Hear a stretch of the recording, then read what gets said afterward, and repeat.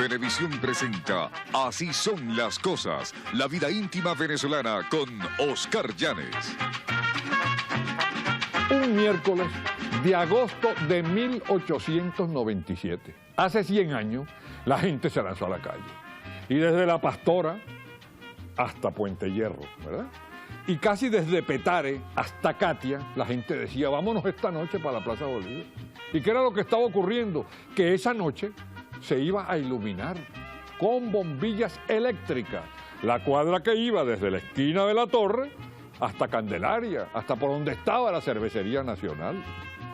El personaje central de aquella historia era un hombre a quien los campesinos de Petare llamaban el Gran Brujo del Encantado. Y ustedes dirán, ¿y por qué le decían el Gran Brujo del Encantado? Bueno, la historia es apasionante.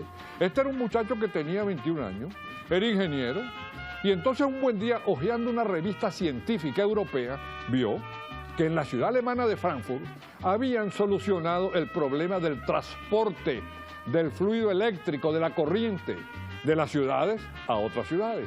Había un gran problema con la electricidad.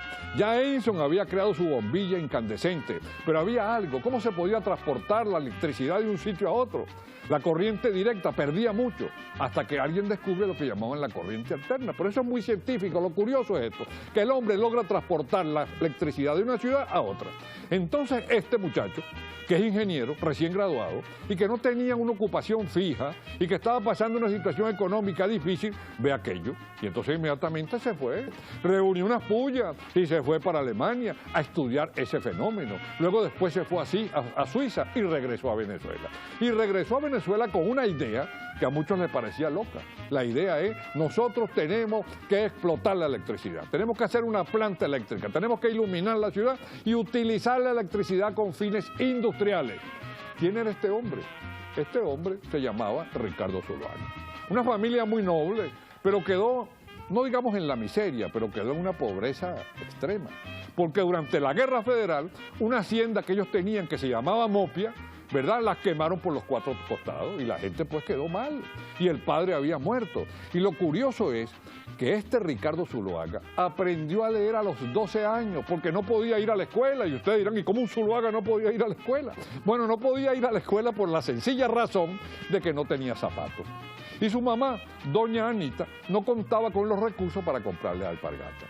Lo vinieron a confirmar muy tarde, como a los 14 o a los 15 años, porque tampoco tenían zapatos para llevarlo a la iglesia. Todo aquello creó un trauma en este muchacho, un trauma que se lo convirtió en un hombre no solitario, pero es muy austero y muy correcto y deseoso pues de trabajar como diera lugar. Lo cierto es que él, cuando regresa de Europa, recuerda algo que decidió su vida, y es esto.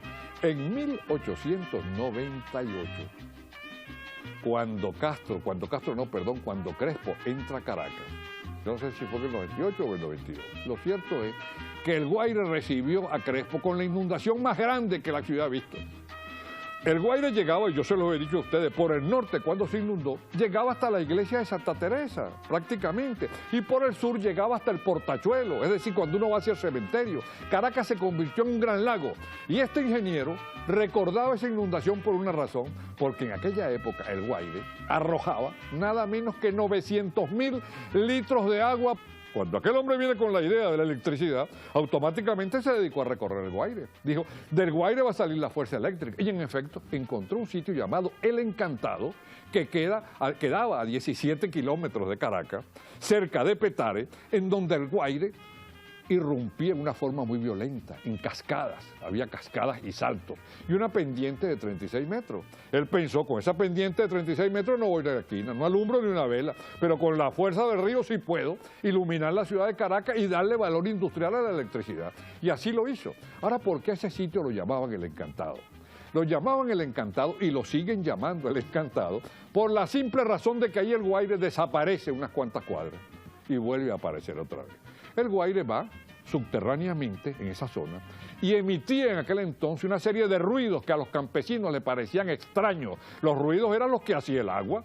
Lo cierto es que cuando Zuluaga llega allí con todo su equipo a levantar una planta y dice que ahí va a sacar electricidad, Entonces automáticamente la gente decía, este hombre es un brujo. Y cuando la gente vio la ciudad iluminada, pasó a ser un brujo. Pero la cosa no fue fácil. Él comenzó con 200.000 bolívares y le costó mucho la explotación de la electricidad, a grado tal de que en una oportunidad los trabajos se le iban a paralizar porque no tenía cemento. Y mandó entonces a Caracas a buscar 3 barriles de cemento y no le fiaron los barriles de cemento. No se lo fiaron apenas, le fiaron 1. Y 50 años después, en 1947, la empresa de Zuluaga tenía nada menos que 580 millones de bolívares. Es decir, ¿cómo cambia la situación? Este capitán de empresa, que conmovió al mundo con la planta eléctrica del Encanto, conmovió al mundo, ¿por qué? Preguntarán ustedes por una cosa. En aquella época fue la primera planta en Latinoamérica. Fue la segunda en el continente americano y una de las primeras del mundo. Pero la gente no creía en la electricidad. La gente decía que los bombillos eran unas velas extrañas en forma de bombillo que no se apagaban nunca, pero que la electricidad era muy peligrosa porque atraía las centellas. Las centellas eran los relámpagos y le decían a la gente, chica, no tengas en tu casa lo que llaman bombillos. Si tú tienes una de esas luces que no se apagan nunca, mira, de pronto cuando hay tempestad te caen centellas. Otros creían, y en Petare, por ejemplo, los campesinos que trabajaban con Zuluaga en la elaboración, en la fabricación de la planta eléctrica del Encantado se sentían aterrorizados. Se sentían aterrorizados porque mucha gente le decía, acuérdate que el Encantado está embrujado.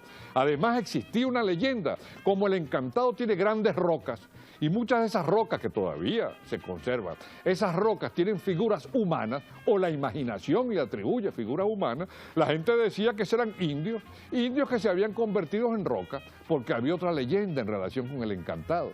La leyenda era que el Encantado tenía un extraño pájaro, y que una vez un indio, en una forma irreverente, entró y robó los huevos de uno de esos pájaros y destruyó el nido de uno de esos pájaros, y que entonces el dios de los pájaros lo cautivó y lo convirtió en piedra.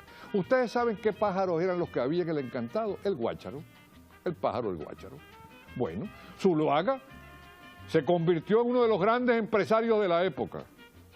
Logró salir de la pobreza para convertirse en millonario, pero hay algo más curioso. No es importante que se haya convertido en millonario, pero lo más importante es que aquel muchacho que no tenía zapatos a los 14 años, ese muchacho que no tenía zapatos a los 14 años, un muchacho que más tarde se convirtió en un hombre un poco solitario, pero de un extraño humor, logró realizar su sueño. Y cuando uno recuerda que en aquella Venezuela nostálgica, un ingeniero joven, sin recursos económicos, cambia al país gracias a su esfuerzo y a su inteligencia y a su intuición, uno piensa, ¿verdad? Cuando ve que aquella gente, aquella generación realizó su sueño, uno piensa, ¿será verdad lo que dicen los alemanes? Los alemanes dicen cosas como esta, por ejemplo, fíjense, el futuro antes fue mejor. Posiblemente es cierto, pero el ejemplo de hombres como el del gran brujo del Encantado, el de Ricardo Zuluaga, es interesante para la nueva generación, porque el problema no es de dinero para triunfar, es de imaginación. Así son las cosas.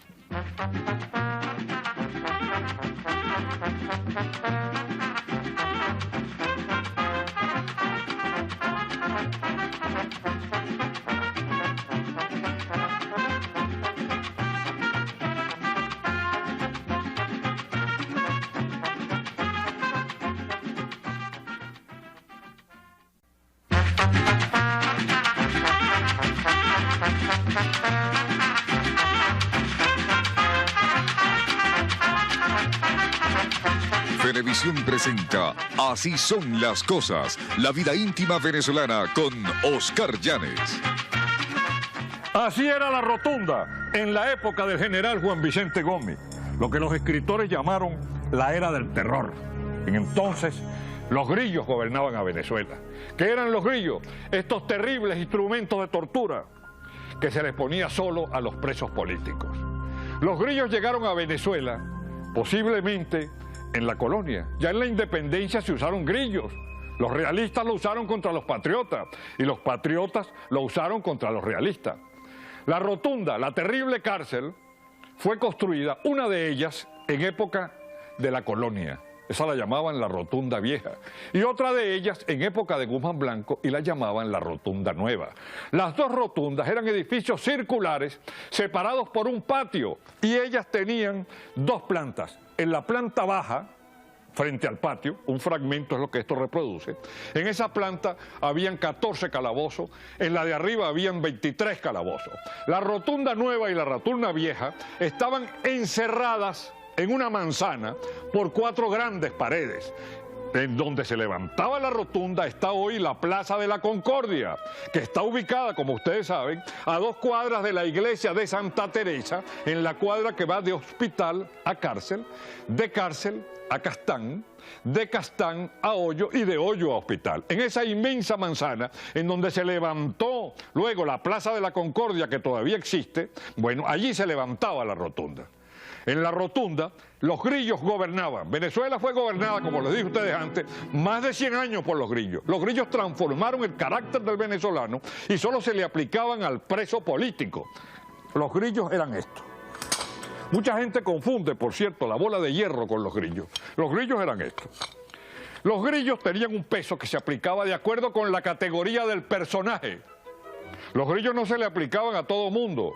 Los delincuentes comunes no llevaron nunca grillos y se veía un hombre honorable por el patio este de la rotunda sin poder caminar con 34 kilos de hierro pegados a los pies y un criminal o violador paseando tranquilo por el patio fumando y comiendo la mejor comida porque ellos les dejaban pasar la comida. El grillo estaba conformado por las siguientes cosas. Una barra, que es esta, que pesaba aproximadamente, esta barra, pesaba 18 kilos. Y luego después, las 2 argollas pesaban 13 kilos. Se remachaba en un yunque. Cuando el preso llegaba, venía la ceremonia de colocar los grillos. Y esa ceremonia consistía en lo siguiente. El alcaide de la cárcel, el siniestro Nereo Pacheco, pegaba un grito: ¡Cabo Grillero! Entonces el cabo Grillero iba a un calabozo que quedaba cerca del calabozo Manzanillo. Iba a un calabozo allí en donde estaban los grillos. Y sacaba el grillo de acuerdo con la importancia del personaje, porque el alcaide recibía orden del gobernador de que al general Mibeli me le pones grillos setentones, o sea, 74 libras, 34 kilos. Si era alguien que no era importante y tenía madera de delator, le decía, me le pones el niñito. El niñito era un grillito, vamos a llamarlo así, que pesaba 4 kilos. Y cuando interrogaban a ese personaje le decían, si tú no me dices quién te metió en esta vaina de la conspiración, te vamos a poner esto. Y le mostraba un grillo de 70 kilos, de 34 kilos. La ceremonia de colocar los grillos era una ceremonia muy impresionante en la rotunda, porque se hacía en este patio. Entonces, todos los presos salían, se les permitía salir para que vieran a quién le iban a poner los grillos, porque era un enemigo del gobierno muy importante. Era aquello como una ceremonia de rendición. Entonces, dicen los testigos que era la única vez que se trataba decentemente al preso, porque el cabo Grillero no lo vejaba, sino le decía, General Mibeli, por ejemplo, o General Delgado Chalbó, o poeta Eliseo López, tenga la bondad de quitarse los pantalones. ¿Por qué se quitaban los pantalones? Porque con los grillos no se podían nunca quitar los pantalones. Entonces generalmente quedaban con una sábana, otros se ponían en calzoncillo, etc. Los grillos más importantes eran de 34 kilos. Eso eran para los caudillos que aspiraban a la presidencia de la República, los rebeldes. Luego seguía un grillo que llamaban grillo colmenañero, por Colmenares Pacheco. Ese era un grillo pequeño que tenía unas púas adentro y las púas te destruían totalmente los tobillos. Luego después existían 2 clases de engrillados. Los anclados eran los que tenían los grillos más pesados que no se podían mover y tenían que usar un mecate como este para levantar los grillos. Y entonces levantando el grillo podían apenas caminar. Esos eran, ¿verdad?, los que estaban anclados. Esos generalmente dormían en el suelo y no se podían levantar y tenían que moverse como una especie de reptiles para poder levantarse. Y luego después existían los apersogados. Ese era el peor castigo que la perversidad humana inventó en el planeta Tierra. El apersogado era a 2 enemigos políticos, los engrillaban juntos. La pierna de la derecha de uno con la pierna de la izquierda del otro. Entonces tenían que ir los dos amorochados, como hermanos siameses, a hacer sus necesidades juntos. Cuando se enfermaba uno de ellos, era terrible. Por ejemplo, la disentería era normal en la Rotunda y en el Castillo Puerto Cabello, y entonces el otro tenía que acompañar a este a todas sus necesidades. Y cuando moría, le dejaban 8 y 10 horas con el cadáver del compañero al lado. Y cuando se enfermaba, era terrible aquello. Muchas veces, Nereo Pacheco, recibiendo órdenes del gobernador de Caracas, quien a su vez la recibía del dictador Juan Vicente Gómez, ordenaban eliminar a un preso y le daban vidrio molido, así como se escucha, vidrio molido. Entonces, cuando le daban el vidrio molido, comenzaba el tipo a decir, me han dado vidrio molido. Y el otro, el compañero que estaba persogado, a gritar, están matando aquí al poeta Eliseo López, están aquí sacrificando al padre Mendoza. Era horrible aquella tragedia. Y a todas estas, el siniestro Nereo Pacheco, en un patio como este, como él era músico profesional, tocaba el arpa. Tocaba el arpa y comía pollo, le llevaban un pollito y lo comía. Y decía siempre, para morir lo mejor es oír música. Las cosas que se cuentan de la Rotunda son difíciles de creer. Cuando en marzo de 1936 sale el último soldado de la Rotunda, el pueblo, 300 personas que estaban en la acera de enfrente, algunos llorando de la indignación, viendo cómo los soldados abandonaban el cuartel, lo que llamaban la prevención, se lanzaron sobre la Rotunda a destruirla. Y llegaron entonces 5 camiones del Ministerio de Obras Públicas, con hombres con picos y palas para tumbarla. La noticia de que había una turba que había entrado a la Rotunda y que estaban ellos con las manos, con picos, tratando de destruir los techos, revisando los calabozos, llegó a Miraflores esta noticia. Y entonces López Contreras dijo, no, vamos a dar 10 días para que la gente visite la Rotunda y puedan venir desde el interior de la República y puedan ver lo que sufrió Venezuela. Es conveniente que se sepa, y esto no lo divulga mucha gente, que el presidente López Contreras, quien era el ministro de Guerra y Marina del general Juan Vicente Gómez y el sucesor de Gómez, tenía un hijo, el alférez López Contreras Folber, que murió en la Rotunda torturados con grillos, porque participó en la conspiración de abril contra el general Juan Vicente Gómez. Y cuando le pegaban, porque con los grillos lo planeaban, cuando lo planeaban le decían, muérgano, confiesa que tu padre es un traidor, porque se sospechaba que López Contreras estaba metido en el movimiento contra Gómez, lo que no era cierto. La verdadera historia es que el alférez, el hijo de López Contreras Folber, muere en la Rotunda. Y cuando le estaban castigando con los grillos puestos, el vano Mivelli, el general Mivelli, un hombre de tabaco en la vejiga, le gritó al alcaide de la cárcel, le gritó y le dijo, oye García, ¿por qué no me das un revólver? Me quita los grillos y tú y yo nos caemos a tiros en la calle, porque a un hombre engrillado no se le veja, se le fusila. En marzo de 1936, después de tumbada la Rotunda, fueron recogidos los grillos de la Rotunda y del Castillo Puerto Cabello y fueron llevados al mar y lanzados en una gabarra. 14 toneladas de grillo hay en el fondo del mar, a unos 300 metros de donde está el castillo. Los grillos físicamente se acabaron en Venezuela, pero todavía permanecen. Todavía tenemos grillos morales y podemos decir que los grillos morales de hoy que impiden el desarrollo total del país serían la corrupción, la irresponsabilidad y la negligencia, que es la primera enfermedad nacional y quizás el peor de los grillos. Así son las cosas.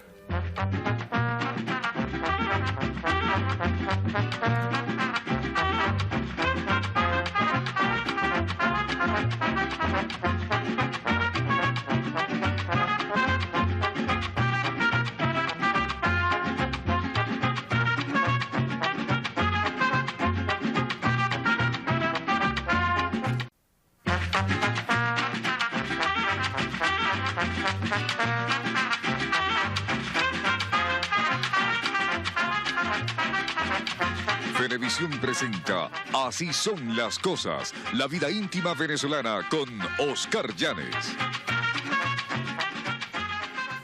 48 horas después de muerto el benemérito general Juan Vicente Gómez, el presidente de la República, encargado del Poder Ejecutivo, general Eleazar López Contreras, recibió en Maracay un extraño telegrama. un anónimo ciudadano le ofrecía 100.000 millones de bolívares para solucionar todos los problemas del país. López Contreras pensó lo mismo que pensaría usted. Ese tipo está loco de metra o de perinola, como se solía decir entonces, y no contestó el mensaje.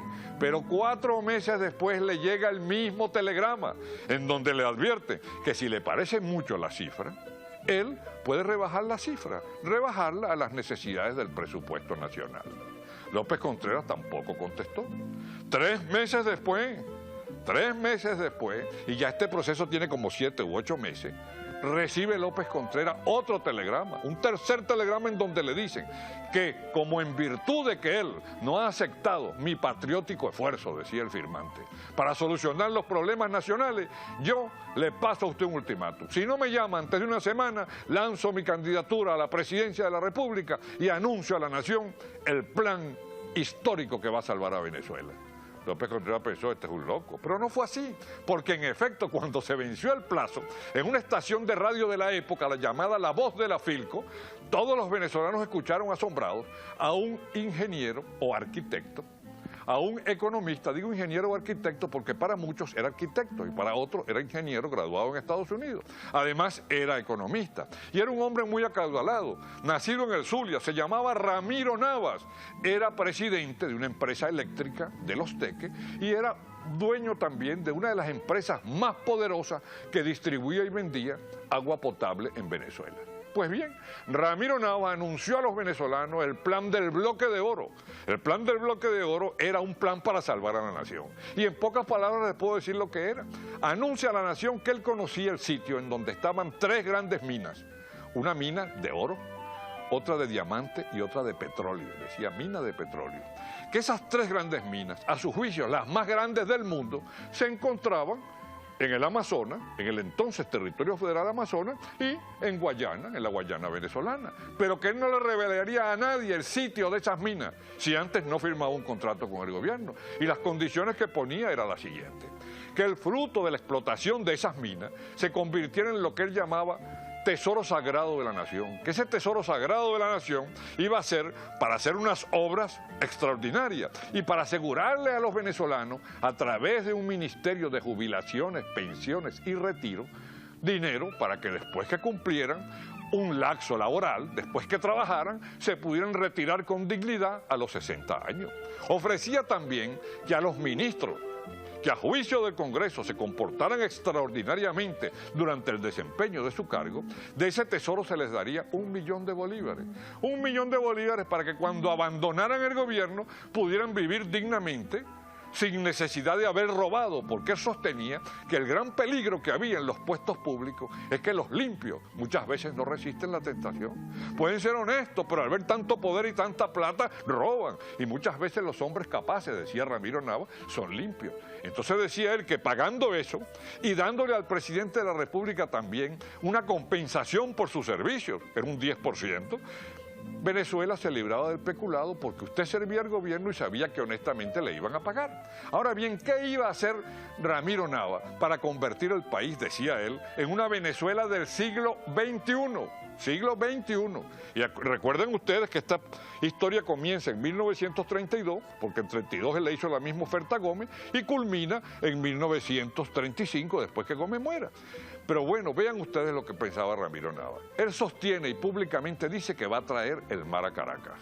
Y que va a traer al mar de Caracas simplemente porque Venezuela va a tener tanto dinero con las 3 minas que va a explotar que tiene que invertirlo en obras verdaderamente revolucionarias. Para comenzar, el mar va a venir a Caracas a través de la quebrada de Tacagua. Él dice que va a canalizar a Tacagua, ¿verdad? Desde el sitio que se llama Boca Arriba de Tacagua hasta la desembocadura en el mar. Que ese canal va a ser una especie de canal de Panamá, presten atención, una especie de canal de Panamá, la quebrada de Tacagua convertida en una especie de canal de Panamá.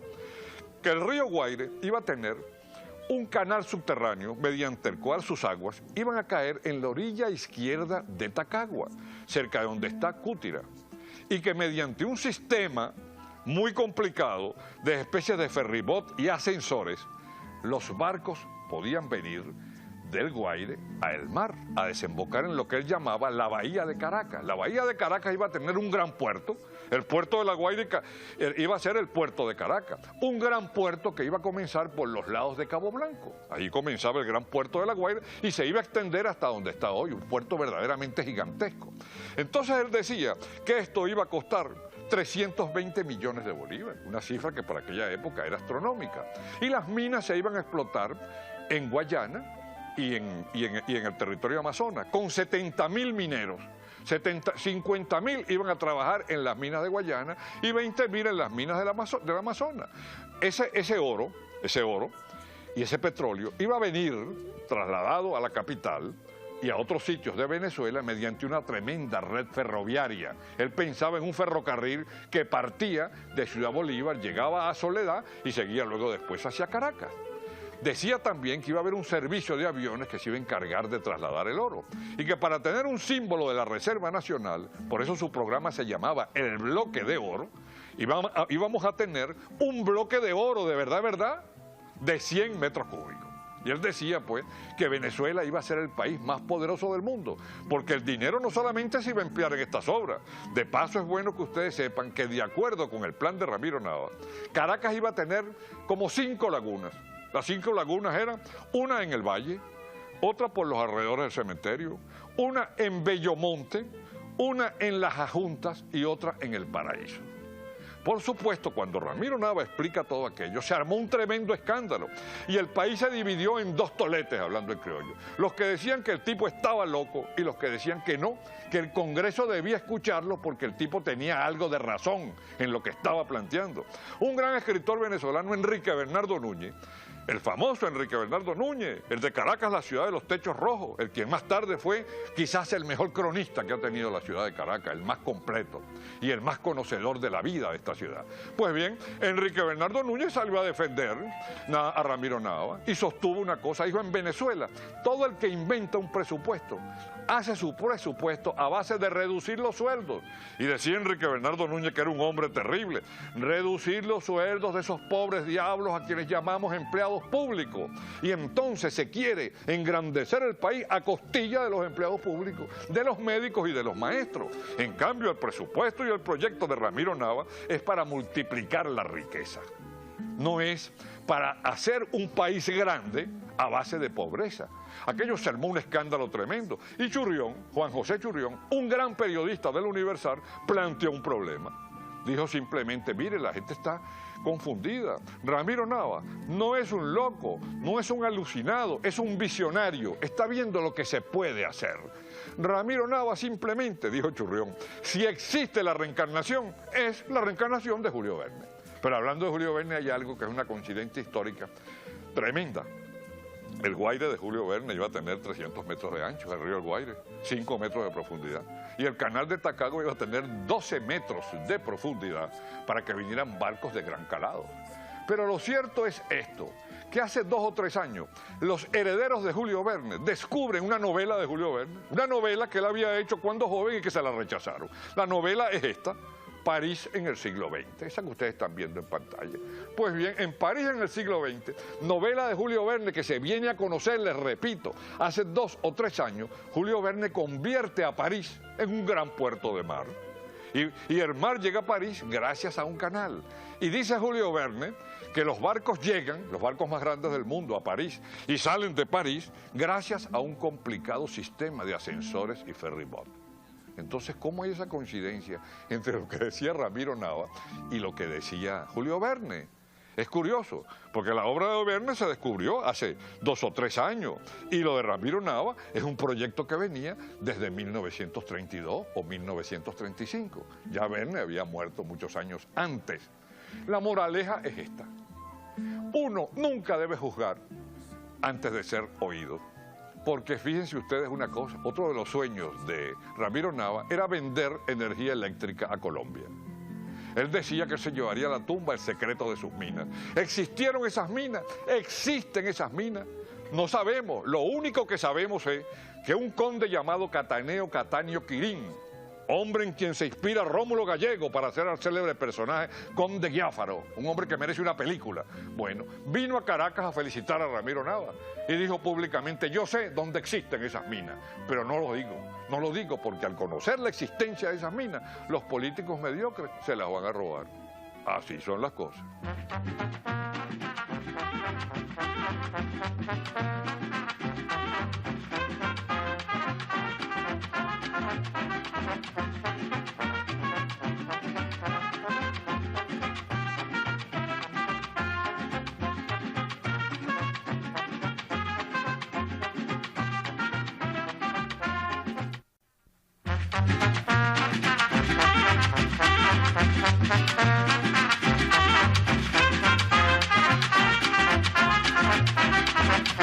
Venevisión presenta Así son las cosas, la vida íntima venezolana con Oscar Llanes. Hace 70 años, todos los niños de Venezuela recibían diariamente una lección. La lección era esta: maestros y padres repetían en el colegio y en la casa a todo muchacho una frase muy corta: usted tiene que tener sentido del honor. ¿Y qué era sentido del honor? Sentido del honor era comportarte bien con tus semejantes, no hacerle a otro lo que tú no quieres que te hagan a ti, respetar a los mayores, honrar a padre y madre, defender a las hermanas, mantener a la esposa, no aceptar dinero si tú no lo has trabajado. Ese era el sentido del honor. El sentido del honor llegaba a cosas terribles, por ejemplo. Si en una mala situación económica la gente se estaba muriendo de hambre, por sentido del honor no se salía a la calle a decir que usted se estaba muriendo de hambre. Y el vecindario, que conocía su situación, tampoco abusaba de ella, sino que clandestinamente, sin que usted supiera nada, le dejaban en la puerta de la casa su churupo, o le dejaban en el zaguán una vianda, o haciéndose la loca, la vecina más cercana se acercaba y le decía: doña Margot, yo sé que a usted le gusta el mondongo, aquí le traigo un mondongo. Y la señora, para ocultar su mala situación, decía: mija, no te molestes, si aquí no está pasando nada malo. Y furtivamente lloraba, porque había sentido del honor. Un cajero, por ejemplo, en Caracas fue un escándalo cuando un cajero robó 20 pesos en un banco, me parece que fue el Banco Caracas, y aquel hombre se ahorcó, fue y se ahorcó porque tenía sentido del honor. Había muchachas que daban un mal paso, eso era exagerado, por supuesto, porque los malos pasos no siempre son malos pasos, a veces son buenos pasos. Y entonces, ¿qué hacían? Se metían en un convento, o inmediatamente sacaban, como decían los novelistas cursi, el fruto de sus entrañas y los presentaban como un sobrino. Eso era pues el sentido del honor, que a veces llegaba a situaciones terribles. Por ejemplo, en 1919, el 16 de enero ocurrió algo terrible en Caracas. En todas las casas comenzaron a murmurar y se decía: el ejército se le alzó a Gómez. Los oficiales que fueron a estudiar al extranjero se le alzaron al bagre. ¿Qué había pasado? Que un capitán de artillería llamado Luis Rafael Pimentel, hermano del Jobo Pimentel, bueno, había regresado de Chorrillo, en el Perú, en donde también estudió Pérez Jiménez. Bueno, había regresado como profesor, ¿verdad? Y no solamente había regresado como profesor de artillería, sino que además allá era uno de los aventajados alumnos de aquella famosa Academia Militar. Aquí fue nombrado profesor en la Academia Militar y actuaba en el cuartel San Carlos. Pero lo cierto es que Luis Rafael Pimentel se dio cuenta de la situación terrible que vivían los venezolanos, porque logró en una oportunidad enterarse y ver cómo torturaban a los presos políticos. Aquello le dio asco. Sentía que el sentido del honor estaba mal representado si él servía a aquel régimen y se alzó. Lo delató a alguien que no tenía sentido del honor, una persona a quien él había ayudado, a quien la mamá de Pimentel había protegido, un capitán Piñero, lo delató y claro, Luis Rafael Pimentel y todos sus compañeros fueron víctimas de terribles torturas y cuando ellos llegaron al cuartel La Planta, en donde los torturaron, y a la Rotunda, donde también los torturaron, la gente decía: esos militares no hablan porque tienen sentido del honor. Porque el complot del capitán Pimentel contemplaba un movimiento militar, derrocar a Gómez, seguirle un juicio a Gómez, nombrar una constituyente, reformar la Constitución y designar una junta de gobierno civil presidida por un eminente venezolano. Nunca se supo quién iba a ser ese venezolano. Se comentó muchos años después de muerto el general Juan Vicente Gómez que iba a ser el sabio Santos A. Dominici, el hombre que protegía a Rangel, o que había protegido a Rangel, el gran investigador, el que había identificado el germen del paludismo. Bueno, lo cierto es que Pimentel no habló, y como él era el único que sabía quién iba a ser el jefe del gobierno si derrocaban a Gómez, el presidente Gómez dio orden de que debían torturarlo. Y entonces, ¿qué hicieron? Lo colgaron 11 veces. Ustedes dirán, ¿cómo es eso de que lo colgaron 11 veces? Simplemente, en aquella época, una de las torturas terribles que aplicaban en las cárceles venezolanas a los políticos era colgarlos por los testículos. Le amarraban alrededor de los testículos un cordel, un mecate, y entonces esa cuerda la tiraban hacia el techo al individuo, le sujetaban sus manos aquí a la espalda, le amarraban las dos manos y entonces simplemente lo colgaban. Por supuesto, el tipo quedaba colgado de cabeza por la fuerza de gravedad y entonces lo subían y lo volvían a bajar. Por supuesto, el individuo perdía el conocimiento.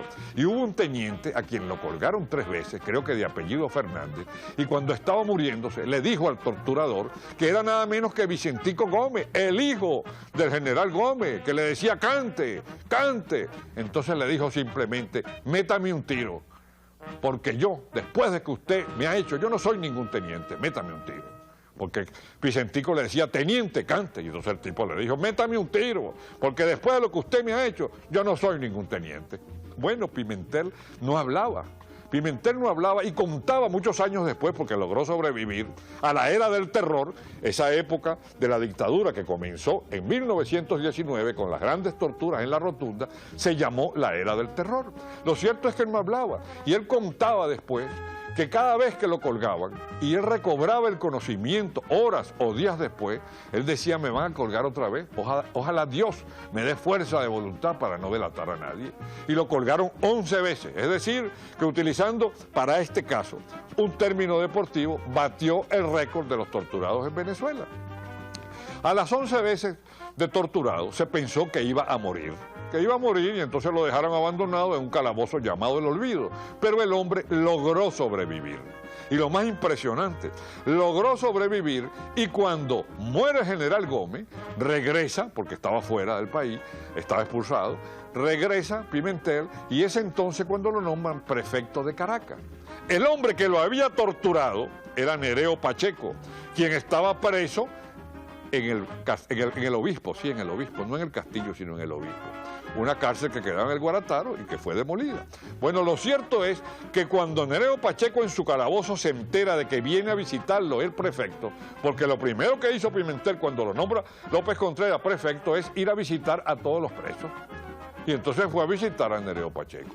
Y cuando Nereo Pacheco lo vio, le dijo, yo sé que tú me vas a matar, que tú me vienes a decir que me vas a matar, que me vas a envenenar. Nereo Pacheco utilizaba el vidrio molido para liquidar a los enemigos del gomecismo. Es entonces cuando Pimentel le dijo, no, yo no lo voy a liquidar a usted. No, usted se equivoca. Yo vengo a decirle que este gobierno que ha establecido el general López Contreras respeta los derechos humanos y estoy aquí para que a usted no le pase absolutamente nada. Así es que usted va a tener llave de su calabozo para que nadie intente matarlo. Nereo Pacheco quedó impresionado con eso. Pero hay algo más serio todavía que refleja exactamente lo que es el sentido del honor. Todo mundo comienza a demandar al gobierno para cobrar en dinero los daños físicos o materiales que la dictadura gomera había hecho por 27 años. Miles y miles de venezolanos comienzan a cobrar, que a mí me pusieron grillo, 40.000 bolívares, que a mí me quitaron un negocio, 100.000 bolívares, todo el mundo cobraba. Hasta que la gente observó que aquellas demandas no tenían una demanda de Pimentel, el hombre que había sido más castigado por la dictadura. Y van y le preguntan, capitán Pimentel, ¿por cuánto va a demandar usted a la dictadura? Y él dijo esta frase, las lágrimas de mi madre no tienen precio. Así son las cosas.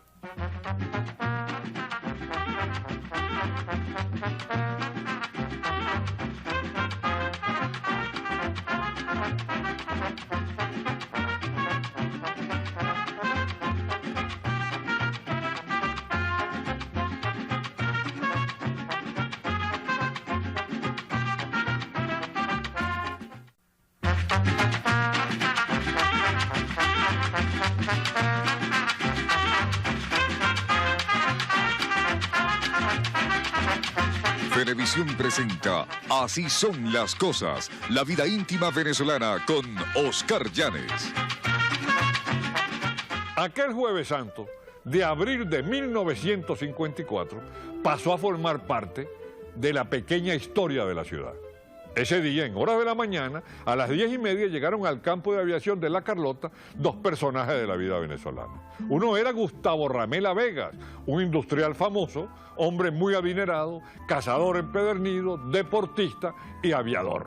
El otro era el doctor Rafael Ernesto López, exministro de Educación, fundador del Centro Médico de Caracas y médico famoso, científico, radicado en Nueva York. Rafael Ernesto López había venido a Caracas a pasar vacaciones en Venezuela y se iba con Ramela Vega a una partida de cacería en Caicara del Orinoco.